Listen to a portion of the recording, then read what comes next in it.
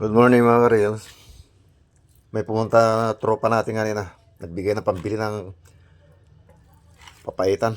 Magpapaluto siya. Kaya ito yung lulutuin natin ngayon.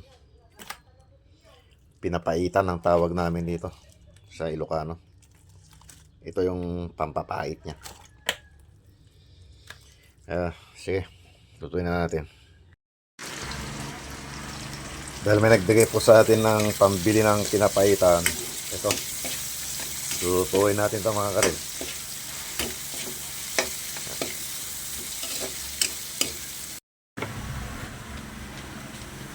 Sa amin kasing mga Ilocano, nahilig kami sa pinapaitan.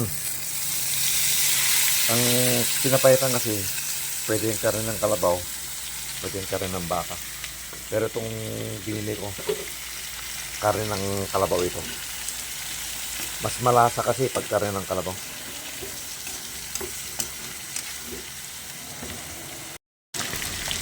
Ang pagluto kasi ng pinapaitan mga reels, kailangan gisahin mong mabuti para hindi malangsa. Katulad nito, tuyong-tuyo na, pwede nang lagyan ng sabaw. Yan. So, ililipat na natin dito sa kumukulong tubig. Ito, pakulo na tayo. Isabaw na lang natin dun pala. Yan.